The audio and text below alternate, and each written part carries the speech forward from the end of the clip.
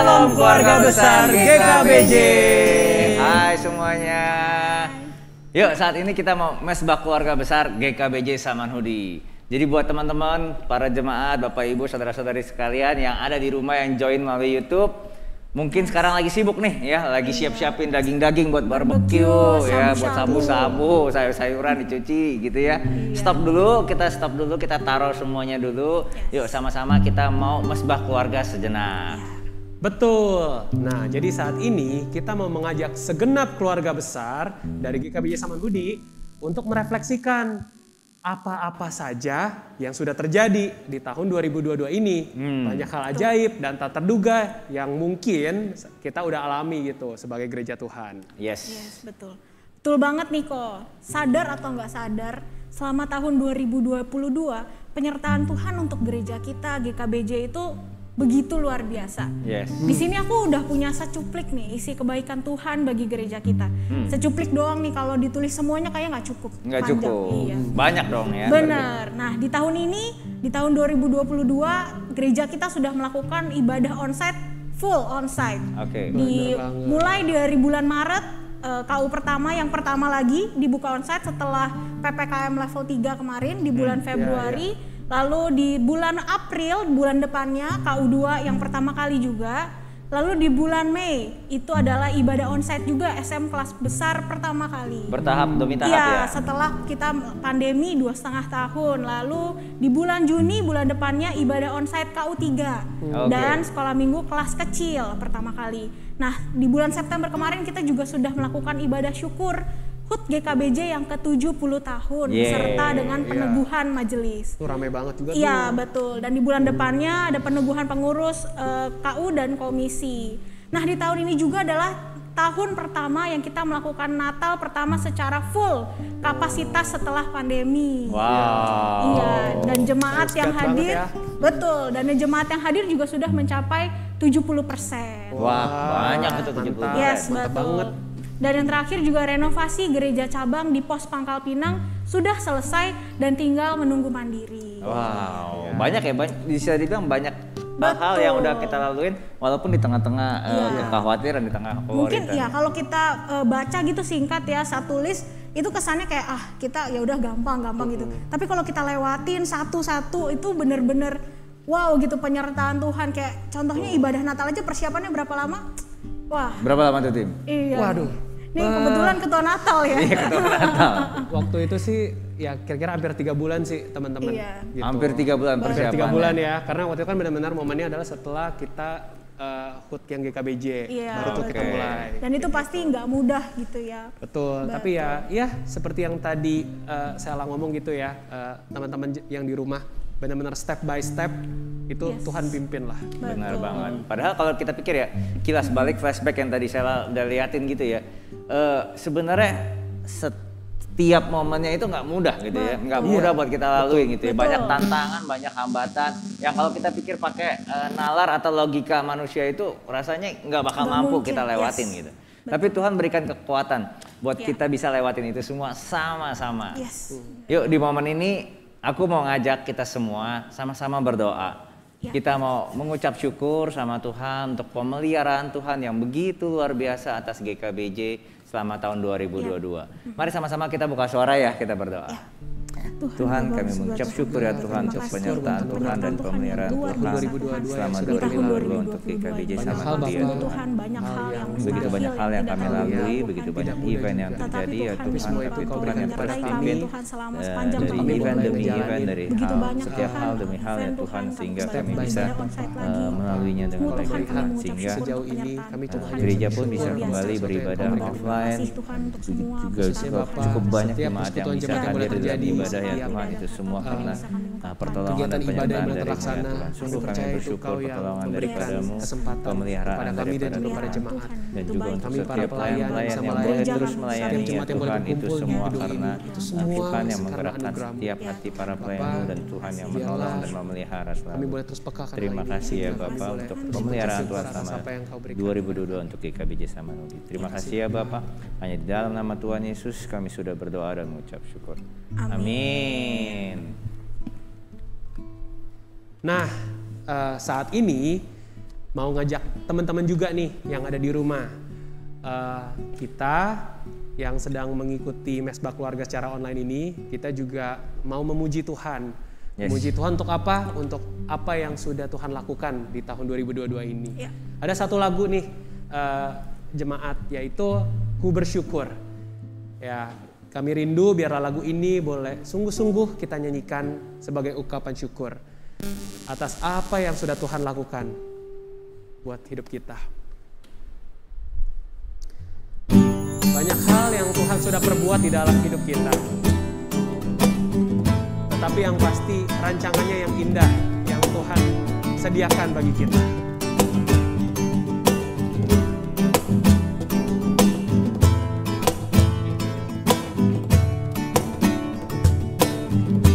Banyak yang Kau perbuat di dalam hidupku, rancangan indahmu terjadi di hidupku. Apa yang mengerti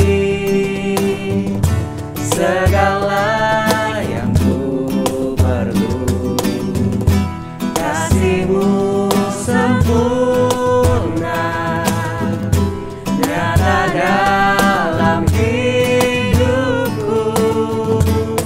Ku bersyukur Bapa, ku bersyukur Tuhan, buat kasih setia-Mu di dalam hidupku.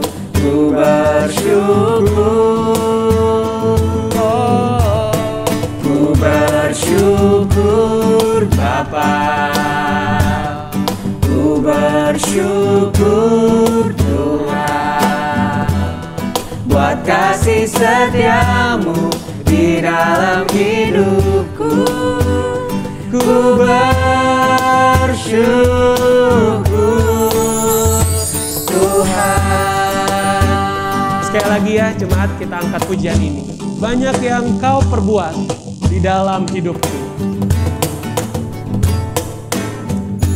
Banyak yang Kau perbuat di dalam hidupku, rancangan indahmu terjadi di hidupku. Bapa yang mengerti segala yang ku perlu, kasih-Mu sempurna nyata dalam hidupku. Ku bersyukur Bapa, ku bersyukur Bapa, ku bersyukur Tuhan, buat kasih setia-Mu di dalam hidupku. Ku bersyukur, ku bersyukur Bapa, ku bersyukur Tuhan, buat kasih setia-Mu di dalam hidupku. Ku bersyukur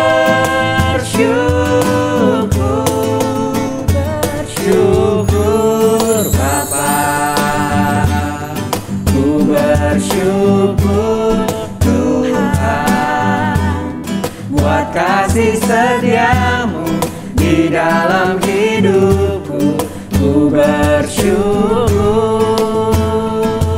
ku bersyukur, ku bersyukur Bapa, ku bersyukur Tuhan, buat kasih setia-Mu di dalam hidupku. Ku bersyukur, ku bersyukur, ku bersyukur, ku bersyukur, ku bersyukur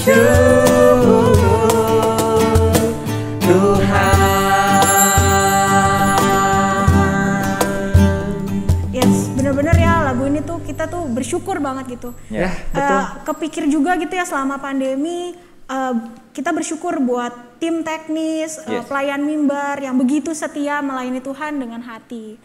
Selama online ya kalau nggak ada tim teknis dipikir itu kita juga nggak bisa ibadah gitu. Yes, pasti. Yang di rumah, teman-teman di rumah nggak bisa lihat apa-apa gitu. Betul sekali. Yang dulu mungkin kita nggak pernah punya gitu kan tim teknis, dan mereka pun juga belajar dari nol. Nggak ada yang basicnya videographer, fotografer, itu mereka mulai belajar dari nol. Jadi yang kita sama-sama mengucap syukur ya, benar-benar bersyukur untuk tim teknis, pelayan mimbar yang Tuhan kasih gitu untuk selama di pandemi. Ya, dan benar-benar nggak terasa ya. Dalam hitungan jam itu kita akan segera memasuki tahun 2023. Yes. Aku tuh ya perasaan kayak belum lama deh ngucapin selamat tahun baru 2022 ke kalian. Sekarang udah mau masuk 2023 aja. Emang bener ya kalau kata Yakobus tuh, hidup ini sama seperti uap. Yang sebentar saja kelihatan lalu lenyap. Wah, ini boleh jadi hamba Tuhan nih. Udah ngutip ayat ya kalau ngomong ya. boleh. Ngomong-ngomong ini aku juga jadi penasaran nih, aku pengen tanya ke teman-teman yang di sini. Gimana sih perasaan kalian menyambut tahun 2023 yang tinggal sebentar lagi? Mulai dari siapa ya? Mungkin mulai dari Kotimi dulu deh. Oke. Jadi makanya sih sebenarnya menyambut tahun 2023 ini sebenarnya kalau saat ini kita tuh udah dengar banyak isu ya teman-teman ya. Yang paling berasa tuh soal resesi ekonomi. Ya, karena waktu itu kan ya kita tahu lah sekarang lagi ada konflik antar dua negara ya gitu ya, dan itu masih sekarang belum kelar. Tetapi dua negara itu yang konflik, nah kita juga kena nih imbasnya soal resesi ekonomi gitu. Nah dulu banyaklah prediksi tentang 2023 yang membuat kayak nggak nyaman gitu ya, keuangan, terus juga kan satu sisi ngelihat sedikit-dikit nih di tahun 2022 ini ada banyak isu tentang beberapa perusahaan yang merumahkan pegawainya gitu loh. Jadi maksudnya kalau ditanya menyebut 2023, melihat kayak satu sisi, wah nanti 2023 gimana ya menyambutnya ya. Maksudnya bukannya kayak 2023 ada sesuatu yang baru gitu, tapi lebih ke arah ini harus hati-hati nih bahwa ada kejadian ini. Jadi jujur sih maksudnya bisa dibilang satu sisi kayaknya seneng gitu ya menyambut tahun baru ya jemaat, tapi satu sisi juga kayak aduh benar-benar ya balik lagi kayak butuh anugerah Tuhan kayak gini lah gitu, karena memang mungkin nanti jadi tidak lebih mudah gitu keadaannya. Seperti itu sih kalau dari aku gitu. Maklum ya jemaat ya, karena saya jadi banyak nonton YouTube, banyak nonton itu, jadinya ya lumayan melek lah buat hal-hal info kayak gitu. Itu sih kalau dari aku Sel. Nah, aku juga penasaran nih kalau sama tim pemusik gimana nih kira-kira perasaannya? Mungkin mulai dari Kolintong dulu. Oh iya, ini boleh nih teman-teman pemusik silakan dari Kolintong. Kalau dari saya mungkin karena perasaannya ya biasa aja sih. Oke. Ya karena kan tahun-tahun lalu mungkin lebih parah ya yang sampai lockdown kan. Sampai banyak perusahaan juga tutup, banyak yang PHK juga. Nah, tahun kemarin aja udah bisa lewat gitu. Maksudnya tahun depan udah pasti Tuhan tolong juga gitu. Kayak khotbahnya Musul Sobun gitu tanggal 25 pas Natal kemarin. Masih inget gak? Iya, masih fresh banget tuh, masih fresh banget. Udah lewat berapa hari masih inget ya. Tuhan aja rela meninggalkan maksudnya kemuliaannya buat kita gitu. Yang gak usah khawatir gitu maksudnya gitu. Karena kebutuhan kita itu hal kecil gitu maksudnya daripada keselamatan kita. Buat saya sih gitu sih. Gitu. Jadi udah biasa aja sih gitu. Gitu. Percaya aja ya karena Tuhan. Beriman sekali ya. Wah, luar biasa nih. Kita perlu belajar nih sama Kolintong. Thank you kok. Thank you Kolintong. Nah, kalau dari Ko Daniel gimana nih kok perasaannya? Oke, kalau dari saya sih bersyukur gitu ya sama Tuhan gitu, karena Indonesia itu di tengah carut marutnya dunia gitu kan, kondisi negara sekarang kan di Eropa sampai ada kelaparan, krisis energi apa segala macam. Tuhan kasih pemimpin yang luar biasa gitu, Pak Jokowi gitu kan. Jadi di tengah perekonomian negara banyak yang ambruk, tapi justru Indonesia pertumbuhannya lewat achieve gitu kan, targetnya gitu. Nah itu kita bersyukur, tapi walaupun pasti ada perusahaan-perusahaan pas waktu corona juga ya melay off kan apa segala macam gitu kan. Gitu. Tapi ya itu sih satu kondisi yang bisa kita syukurin gitu di tengah-tengah masalah yang dunia hadapin gitu kan. Nah terus juga mungkin kalau dari saya pribadi juga ya saya bersyukur juga sih gitu karena apa ya Tuhan kasih peristiwa yang nggak mudah gitu kan di kantor tapi itu bisa ngebentuk kita sendiri gitu. Dari saya pribadi sih gitu. Jadi tahun 2000 pas waktu corona itu sangat membentuk saya banget gitu secara pribadi untuk jadi apa ya saya kan megang tim desain juga di kantor untuk jadi leader yang lebih melihat lah gitu dengan hati gitu setiap tim yang ada gitu sih. Karena waktu itu juga ya diperhadapkan sama satu posisi harus milih gitu kan mana nih yang mau di layoff gitu kan. Dan apalagi tuh nggak mudah gitu memilih satu kepala keluarga gitu kan penghasilan satu-satunya gitu. Tapi dipaksa mau nggak mau harus melakukan itu. Tapi ya Tuhan dari proses itu Tuhan ngebentuk gua banget sih gitu secara pribadi dan karakter gitu. Kayak judul lagu What doesn't kill you make you stronger. Jadi leader yang punya hati ya akhirnya dibentuk ya luar biasa ya. Oke nih terakhir Kofer. Gimana nih kok perasaannya menyambut 2023? Perasaannya menyambut 2023. Jujur sih aku excited ya, sekaligus takut juga sih gitu. Excited karena bentar lagi punya baby gitu ya. Selama ini kan ngisengin anak orang, sekarang bisa ngisengin anak sendiri. Oh bukan istri gua ya. Istri saya baru akan melahirkan di tahun depan gitu ya. Jadi ya deg-degan juga, senang juga bisa lucu-lucuan main sama dia, tapi juga worried juga, takut juga aku karena ya benar yang tadi Timi bilang isu-isu di 2023 gitu kan. Ekonomi bakal bergejolak kah atau apa ya nggak tahu bakal ke depan gimana, apakah aku bisa memenuhi kebutuhan hidup si baby gitu ya, keluarga atau gimana, sama worried sih buat jadi orang tua, apakah aku bisa jadi orang tua yang benar atau enggak buat dia gitu loh. Jadi ya lebih campur-campur lah, campur aduk gitu kayak nano-nano rasanya. Manis asam asin rasanya. Wah jemaat ada yang tahu nggak itu lagu tuh? Itu jadul banget ya kayaknya udah ya. Iya. Iya sih, wah bener banget ya. Emang apalagi di zaman pandemi orang makin parno sama virus lah, virus A, B, C gitu kan, baby masih rentan banget gitu ya. Jadi emang secara nalar manusia gitu ya kayaknya waduh gak mampu gitu ya. Dan emang bener banget banyak hal yang gak menentu untuk kedepannya. Nah tapi ada sebuah lagu nih pas banget juga dengan tema mesbah kita. Dimana kata-kata di lagu tersebut tuh bilang kita gak perlu takut, bimbang, cemas di dalam hidup ini. Karena kita mempunyai Allah yang Maha Kuasa. Kayak yang Kolintong tadi bilang juga, kayak 2021 mungkin 2020 udah lebih parah gitu. Tapi kita percaya juga Allah yang sama juga adalah Allah yang akan memimpin kita melewati tahun 2023. Nah mari kita naikkan sebuah pujian ini, El Shaddai.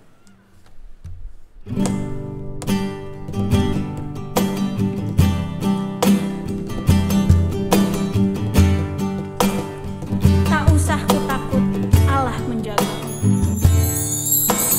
Tak usah ku takut, Allah menjagaku. Tak usah ku bimbang, Yesus pelihara aku. Tak usah ku susah, Roh Kudus hiburku. Tak usah ku cemas, Dia memberkatiku. El Shaddai, El Shaddai, El Shaddai, Allah Maha Kuasa.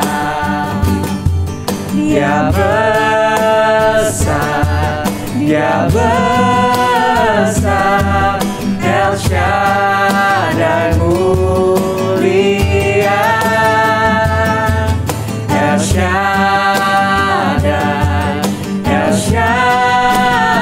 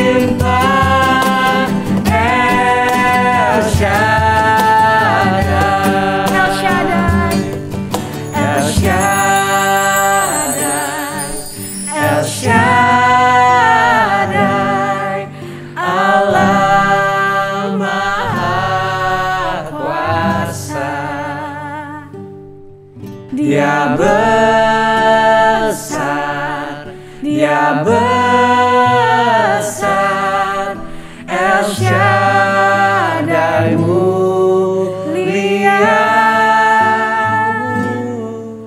El Shaddai, El Shaddai,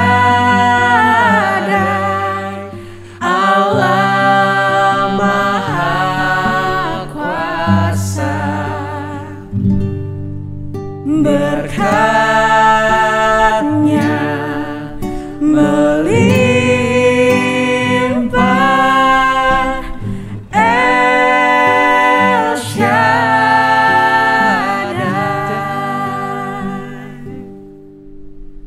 Nah, jemaat, mungkin kita bisa undang nih seseorang narasumber untuk bertanya-tanya dan diskusi juga nih terkait lagu yang barusan kita nyanyikan, El Shaddai. Nah, tentunya narasumber ini bukan orang yang asing buat para jemaat. Betul. Setiap minggu kita bisa ketemu. Tuh, siapakah itu? Ya. Siapakah dia? Tidak usah berlama-lama lagi. Kita panggil saja Muse PSB. Muse Pangsabun. Oke. Silakan Muse. Ya. Silakan Muse. Ayo Muse. Ya. Malam. Ya. Ini dia narasumber kita. Iya, apa kabarnya Muse? Baik. Iya. Puji Tuhan baik ya. Baik. Oke. Nah, kita langsung aja nih Muse. Nah, tema perenungan di akhir tahun kita kali ini adalah El Shaddai. El Shaddai. Iya, nah makna dari El Shaddai ini tuh sebenarnya apa sih Muse? Nah, kalau bicara El Shaddai sebenarnya kita mesti tarik dulu ya ke belakang dulu ke sumbernya. Sebenarnya kan ini nama Tuhan di Alkitab itu ada 6.800. Ya. Wow, Banyak banget. banget. Lebih daripada 6.800 ada Ehe, Asehe, artinya aku adalah aku. Lalu juga ada Yehova Jireh, Allah yang mencukupkan, Yehova Sebaot, Shalom, ini itu dan lain sebagainya. Nah, lalu juga ada sebutan Allah atau gelarnya gitu. Dan salah satunya adalah El Shaddai. Ya, El Shaddai kalau secara umum ya, El itu adalah Allah, Shaddai itu Maha Kuasa. Nah, persis kayak lagu yang tadi dinyanyikan, Allah Maha Kuasa. Nah, itu umum ya. Jadi nggak salah, bener banget lagu yang tadi sudah dinyanyikan dan bahkan sering kita nyanyikan gitu. Tapi ada arti yang lain gitu kalau kita gali lebih dalam. Misalnya yang kedua itu Shaddai itu juga berkaitan dengan kata Shad ya. Shad itu ini maaf aja gitu ya. Ini ada breast atau bosom gitu. Breast of woman ataupun animal gitu. Jadi bahasa Indonesia itu adalah payudara. Maaf saja, nanti setelah itu saya akan sebut sebagai dada gitu. Jadi Allah payudaraku atau dadaku gitu ya. Nah, kenapa disebut demikian gitu ya? Kadang-kadang juga ada yang merasa kayaknya ini nama Tuhan nggak seperti ini gitu ya. Nah, contoh misalnya kalau bayi yang baru lahir kan dia mendapatkan nutrisi makanan yang utama kan pasti dari dada atau ASI daripada ibunya gitu. Nah, itu yang pertama didapatkan oleh seorang baby. Lalu dia juga mendapatkan keamanan. Keamanan dari mana ya? Dari pelukan orang tuanya gitu ya. Nah, itu bisa didapatkan oleh dia gitu ya. Dan bahkan apa? Memberikan kehangatan kepada baby itu ya, kepada bayi itu. Jadi juga bisa diartikan seperti itu ya. Nah, itu yang kedua. Ada juga Shaddai ini dikaitkan dengan kata sadu. Sadu itu adalah mountain,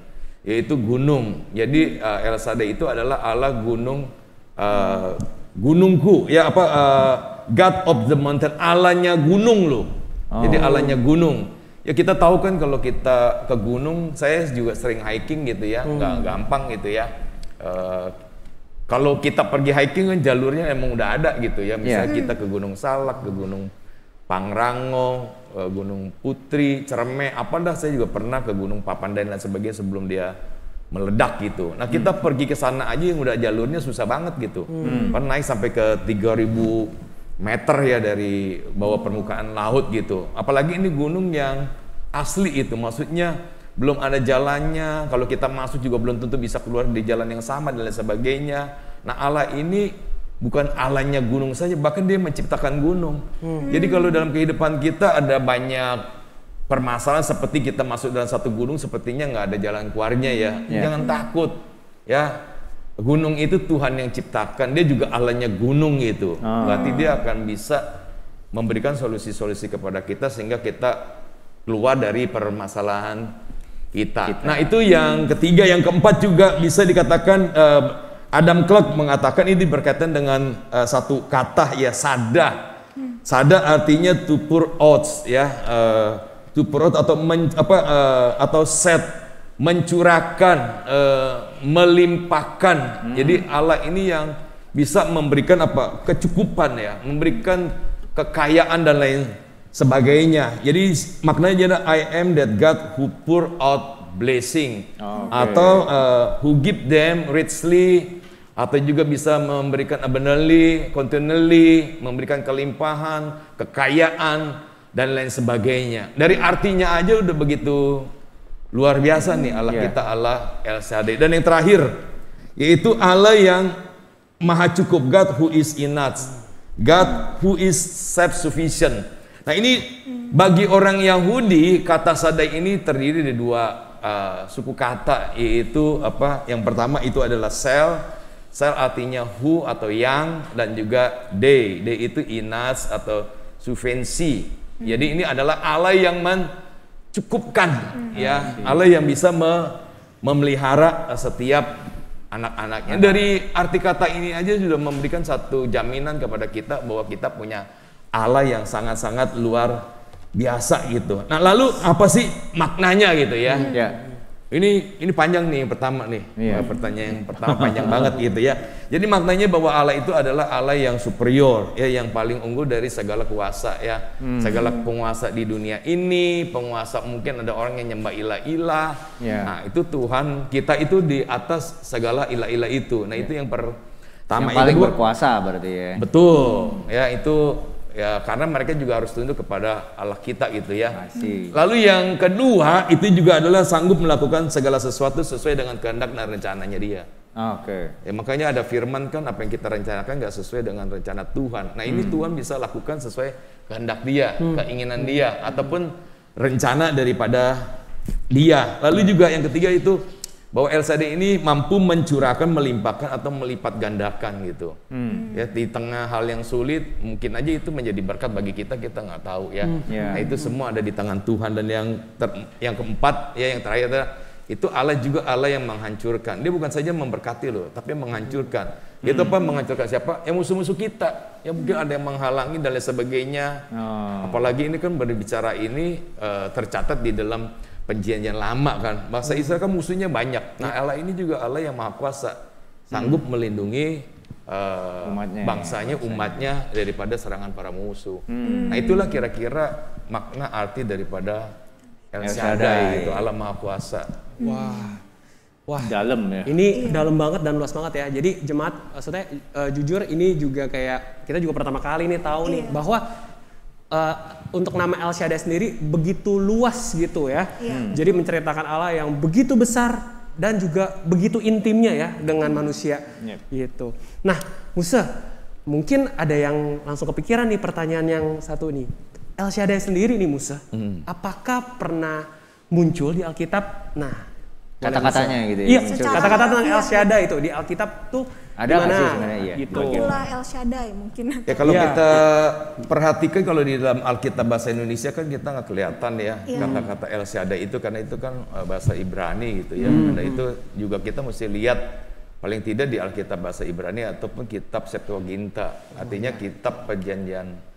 Bukan Septuaginta, benar-benar Ibrani gitu. Kalau Septuaginta kan Alkitab Perjanjian Lama dalam bahasa Yunani. Nah, paling tidak ada 48 kali itu tertulis di dalam Alkitab, tapi bukan El Shaddai ya, tapi itu adalah Shaddai. Tapi maknanya adalah Allah El Shaddai. Nah, yang melek-melek dia pakai kata El Shaddai itu ada 7 kali gitu ya. Jadi dalam Kejadian ada 5 kali, di Keluaran ada 1 kali, lalu di Yehezkiel ada 1 kali. Ini contoh nih saya bacakan yang di dalam Kejadian 17 ayat 1 ya. Kejadian 17 ayat yang pertama. Ini Alkitab Indonesia memberikan judul sunat sebagai tanda perjanjian Allah dengan Abraham. Nah, ketika Abraham berumur 99 tahun, maka Tuhan menampakkan diri kepada Abraham dan berfirman kepada, "Akulah Allah yang Maha Kuasa." Itu di situ El Shaddai itu. Allah yang Maha Kuasa. Hiduplah di hadapanku dengan tidak bercela. Berarti ada ya. Salah satunya di Kejadian 17 ayat 1. Allah yang Maha Kuasa, El Shaddai. Itu salah satu ayatnya. Itu ya salah satu ayatnya yang jadi yang penasaran lihat tuh Kejadian 17 ayat 1 ya. Tapi dalam bahasa Ibrani. Bahasa Ibrani. Ayo jemaat belajar bahasa Ibrani. Les sama Timi ya. Oke, Musa, ada nggak sih salah satu contoh tokoh gitu di Alkitab yang percaya dan merasakan Allah El Shaddai itu sendiri gitu? Lalu pergumulan apa sih yang dirasain sama tokoh tersebut? Sebenarnya ada beberapa ya, cuman yang sangat cukup populer ya, mungkin anak-anak sekolah minggu juga tahu. Nah ini kan mesbah keluarga, jadi anak-anak sekolah minggu atau anak remaja juga bisa tahu kan, di Alkitab juga ada satu contoh seperti yang tadi sudah katakan di dalam Kejadian 17 ayat 1 kan itu Tuhan berbicara kepada Abraham. Nah, Abraham itu punya pergumulan bersama dengan Sarah ya, karena mereka udah tua, lanjut usia. Kalau tadi kita lihat perhatikan waktu malaikat juga Tuhan datang kepada umurnya 99 ya. Bahkan punya anak waktu usia 100 dan 90, udah tua, udah mati haid, nggak bisa haid lagi, udah layu. Jadi nggak ada gairah lagi lah antara hubungan suami dan istri gitu. Jadi pergumulannya keturunan, nggak punya anak gitu ya. Nah pada zaman itu nggak punya anak itu adalah satu aib banget gitu. Nah itu juga bisa dikaitkan dengan dosa gitu ya. Yang berlaku pada waktu itu, orang kalau nggak punya anak nih kayaknya dia berbuat dosa nih, sehingga mungkin Tuhan hukum dia sehingga dia nggak punya anak. Dan juga di dalam kalangan orang Yahudi, salah satu kebahagiaan itu adalah memiliki keturunan. Nah itu dalam konsep orang Yahudi. Nah pergumulan ini jadi begitu dalam terhadap Abraham dan Sarah. Mungkin karena udah berjalan waktu, dia udah tua gitu ya, jadi udah nggak terlalu pikirkan lah hal-hal yang berkembang dalam masyarakat gitu. Tapi luar biasanya pada saat yang nggak mungkin itu, malaikat Tuhan kan datang bahwa dia akan menjadi bangsa yang besar. Mereka bingung ya, udah tua, udah mati nggak bisa haid lagi, juga udah nggak ada gair lagi gitu ya. Mereka kan berpikirnya kan pasti itu manusiawi lah gitu ya. Nalarnya manusia. Iya gitu. betul, udah nggak mungkin. Kalau pakai otak manusia udah nggak mungkin gitu. Nah, tapi kan singkat ceritanya, walaupun mereka nggak percaya, sampai juga Sarah ketawa gitu ya. Sampai-sampai kan ada ayat firman Tuhan, apakah ini ada yang nggak mungkin bagi Tuhan gitu. Nah singkat ceritanya akhirnya apa? Akhirnya kan Sarah bisa hamil gitu ya, akhirnya bisa melahirkan Sarah, dan juga itu wujud nyata daripada janji Tuhan kepada mereka. Saya lihat sih ini sangat luar biasa sekali gitu. Inilah membuktikan bahwa kita memiliki Allah yang Maha Kuasa, Allah yang El Shaddai gitu. Yang berkuasa, mau apapun bisa terjadi sebebas-bebasnya Tuhan. Nah, Musa, kalau di sisi sebaliknya, adakah tokoh lain yang dalam perjalanan kehidupannya itu mengalami kesulitan hidup sehingga akhirnya imannya jadi goyah gitu, jadi kayak kepahitan gitu, malah marah kepada Tuhan?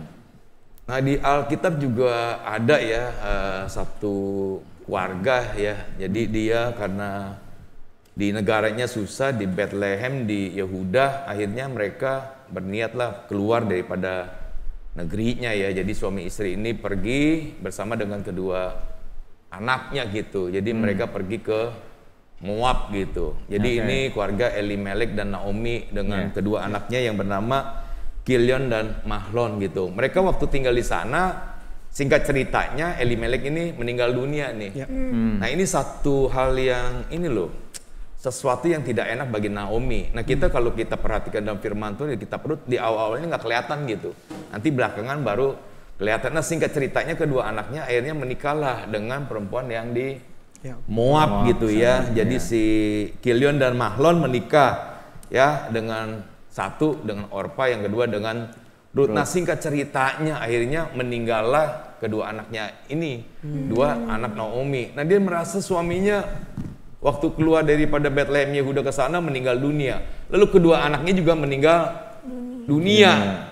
Nah singkat ceritanya kan si Orpa kembali kan, pulang kampungnya. Iya ke kampungnya. Nah, sedangkan si Ruth mau ikutin gitu, padahal udah dilarang-larang gitu, jangan ikutlah dan lain sebagainya gitu. Nah kan singkat ceritanya si Ruth ikut nih sama Naomi. Nah ngapain kembali lagi nih ke negeri asalnya Bethlehem ya. Udah, nah begitu di jalan kan orang lihat ini kan bukannya Naomi nih dan lain sebagainya gitu. Nah ada satu ayat di sana dikatakan di dalam Rut 1:20 saya bacakan ya. Tetapi ia berkata kepada mereka, jangan sebut aku Naomi ya, sebutlah aku Marah ya. Sebab yang Maha Kuasa telah melakukan banyak yang pahit kepada Marah itu pahit loh. Artinya ini orang yang percaya kepada Tuhan. Karena dua kejadian ini suaminya meninggal, anaknya meninggal, ya waktu orang lihat ini kayaknya Naomi, dia bilang jangan panggil saya Naomi, panggil aja Marah, pahit banget hidupnya, ini kepahitan nih, orang percaya yang kepahitan. Nah ini juga banyak juga ya saya ketemui di dalam jemaat Tuhan, kalau kita nggak hati-hati kesusahan itu bisa buat kita jadi pahit sama Tuhan gitu. Oke. Iya. Nah Musa, tadi kan kita udah bicara tentang tokoh Alkitab nih.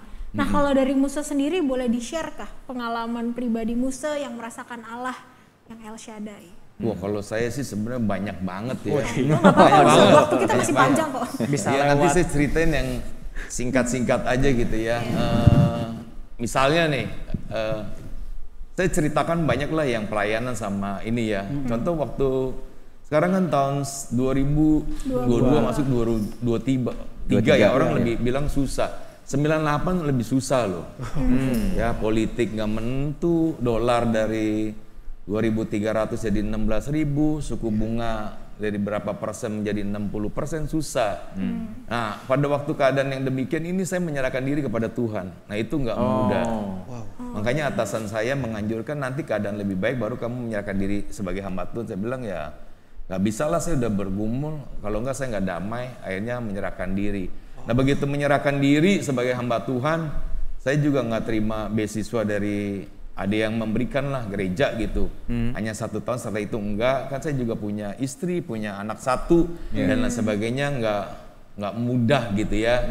Tapi dalam perjalanan ini Tuhan pimpin loh, luar biasa gitu.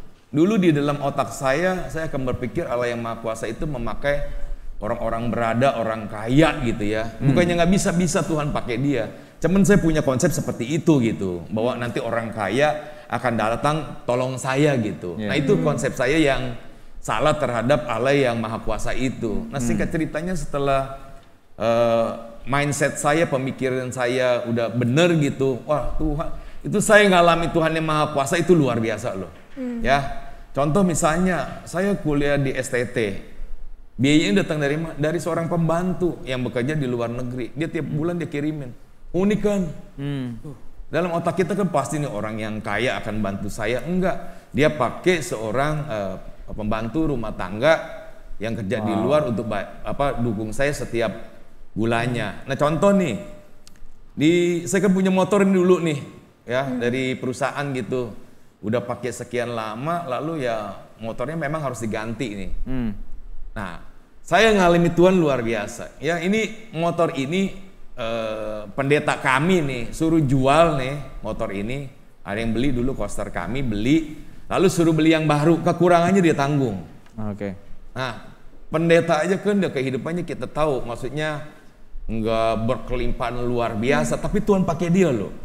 Ya, jadi ini saya belajar dari hal ini. Artinya bahwa Allah yang Maha Kuasa itu nggak melulu pakai orang kaya, orang yang punya apa, tapi dia juga bisa pakai orang sederhana untuk menjadi berkat bagi kita. Lalu misalnya nih anak saya sekolah, kan anak saya sekolah kan lumayan di tempat yang lumayan ya, itu luar biasa. Campur tangan Tuhan luar biasa. Entar bisa di kepala sekolahnya yayasan yang memberikan potongan dan lain sebagainya sehingga dia bisa sekolah di tempat yang cukup baik gitu ya. Waktu anak kami sakit juga gitu ya, karena kami kan masih kuliah dulu, belum pelayanan full time.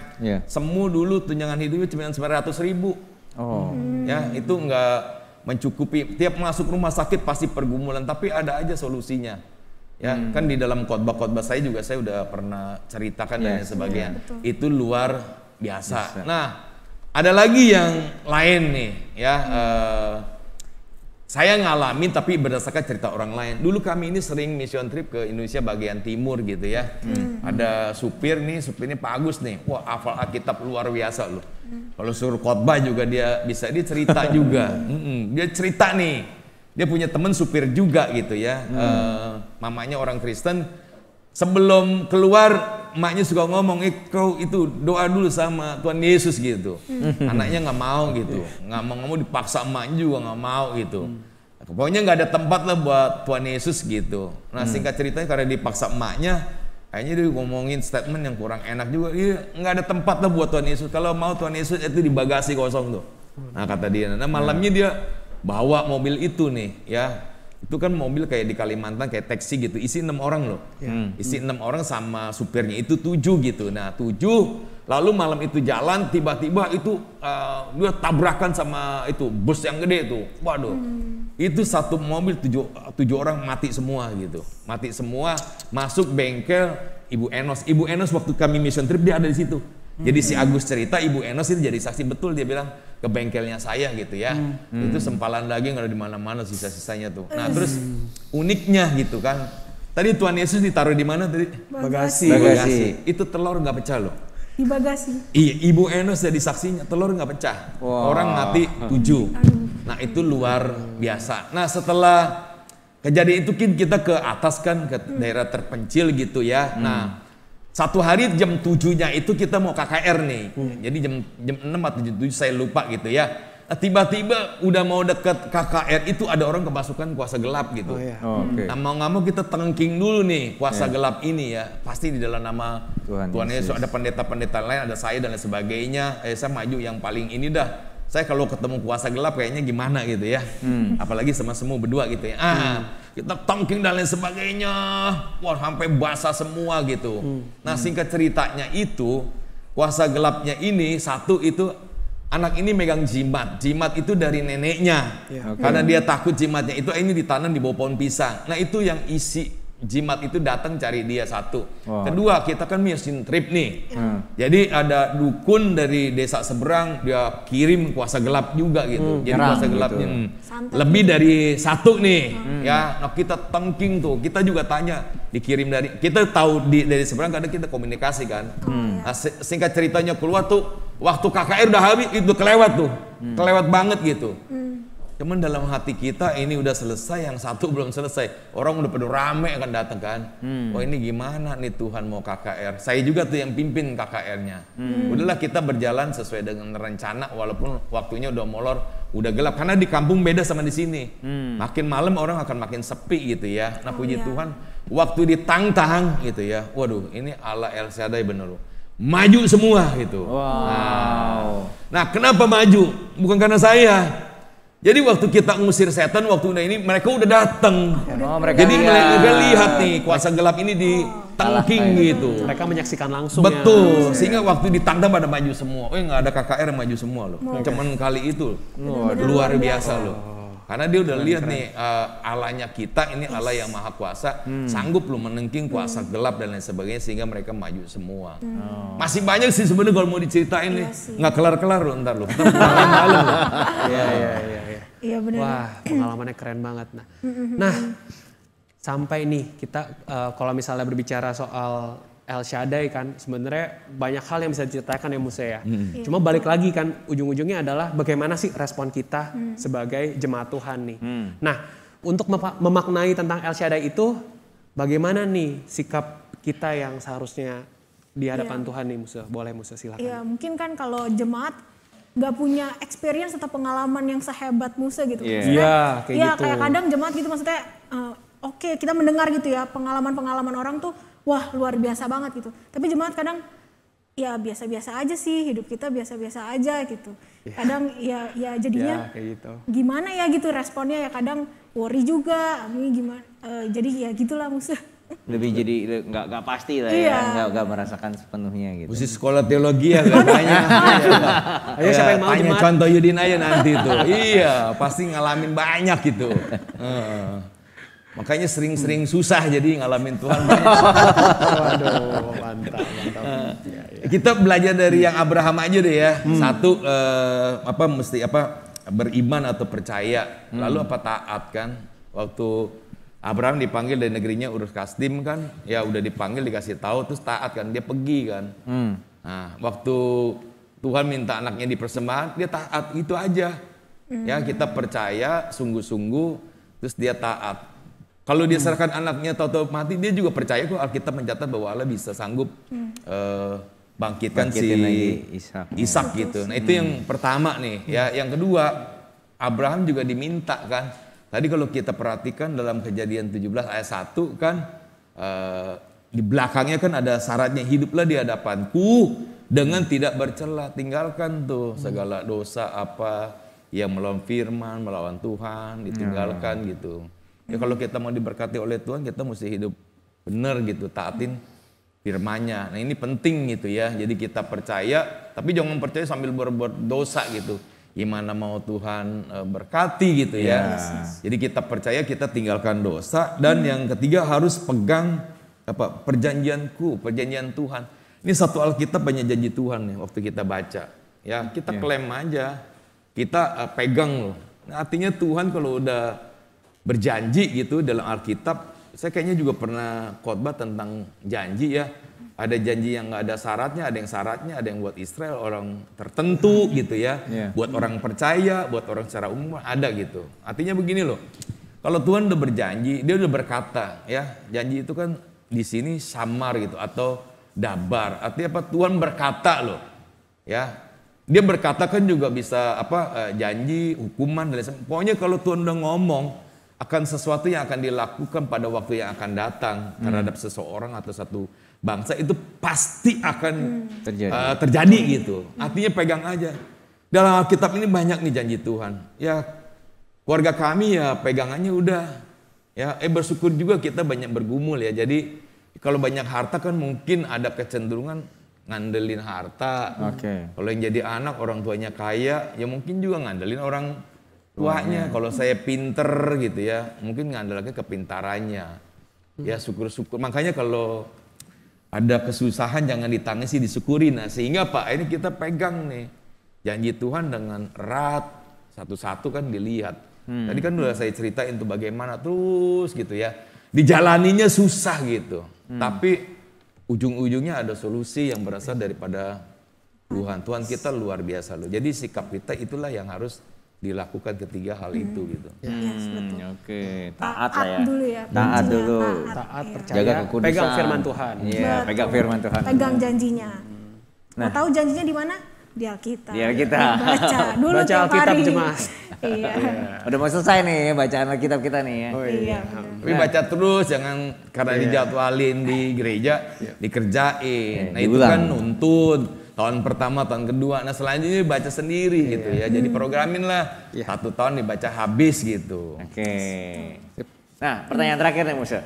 Tadi Musa udah jelasin tentang Allah El Shaddai dengan detail seperti apa. Nah sekarang kita mau masuk ke dalam aplikasinya di dalam kehidupan kita setiap jemaat nih. Gitu ya, buat jemaat yang nonton khususnya juga nih. Nah dalam hitungan jam kita akan masuki tahun 2023, bentar lagi. Yang dibayang-bayangi oleh begitu banyak isu yang katanya gelap, tahun-tahun kegelapan ya, perang antar negara, terus ada inflasinya yang tinggi banget, mulai masuk tahun politik, 2024 kan pemilihan, nanti kan 2023 udah mulai ribut-ributnya gitu kan, dan begitu banyak isu-isu lainnya yang buat kita sebagai manusia tuh kadang ngerasa khawatir, ngerasa gentar gitu ya. Nah, bagaimana pesan Musa untuk kita sebagai jemaat supaya dapat nih mempersiapkan hati kita, pikiran kita, sikap kita untuk masuk ke tahun 2023. Ya tadi saya juga sudah ngomong ya tahun 2022 atau masuk ke 2023 kan orang prediksi akan susah gitu ya. Ya mungkin juga nggak sesusah tahun 98. Tahun 98 juga mungkin nggak sesusah tahun 66 gitu. Ya yang tadi saya bilang 98 kan suku bunga sampai 60%. Dolar itu naik sampai 7 kali lipat gitu ya. Lalu tahun-tahun yang tadi saya bilang misalnya tahun 66, kan ada tahun yang lebih susah. Dulu Indonesia juga dijajah gitu. Lalu juga tahun abad 17, 1700 itu juga susah. Orang udah mulai kaya, ya, jadi manusia terkoneksi loh karena transportasi kan jadi lancar. Nah makin ketemu orang jadi perang. Perangnya udah nggak antar bangsa, antar saudara gitu. Wah itu kacau banget. Artinya itu kan susah banget.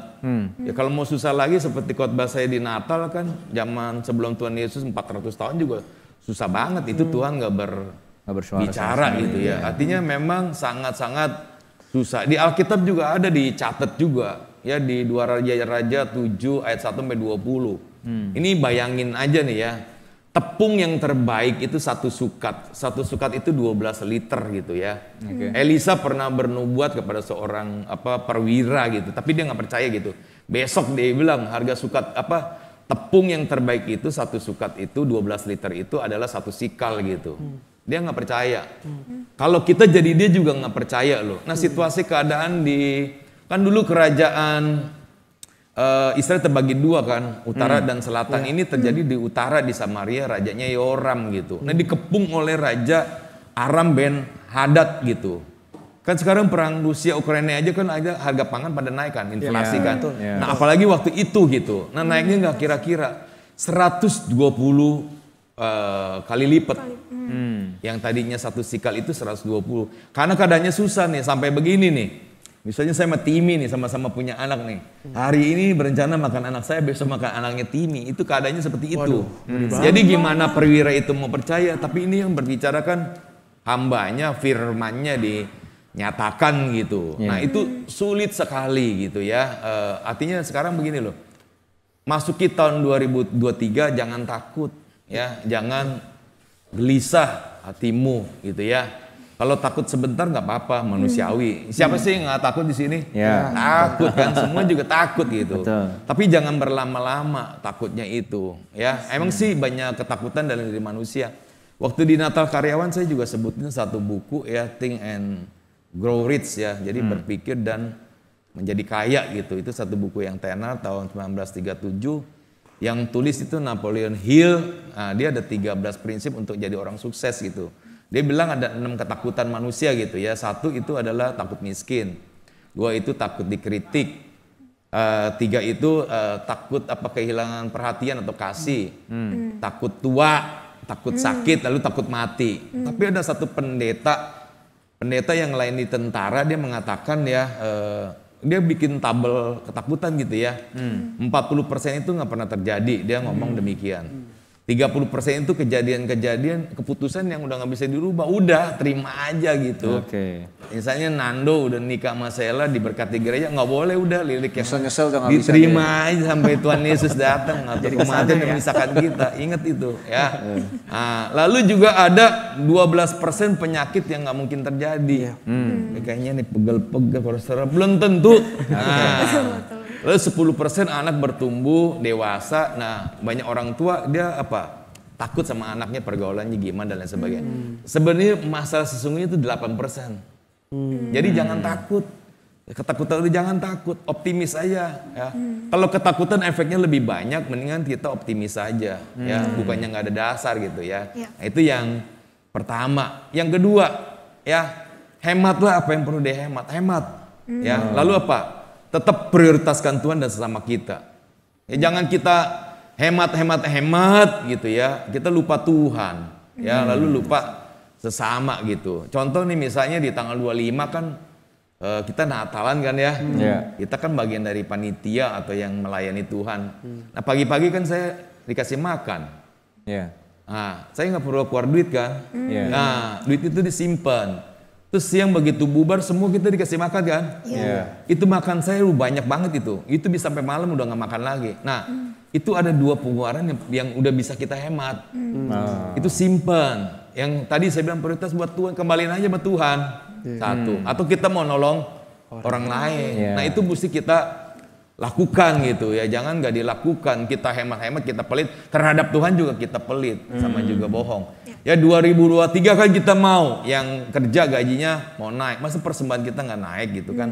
Aneh juga, yang buat Tuhan malah nggak prioritas, diri kita prioritas.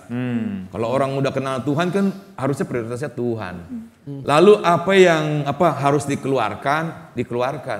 Deposito, tabungan. Memang kalau udah susah ada apa gitu ya. Orang Chinese unik sih ya.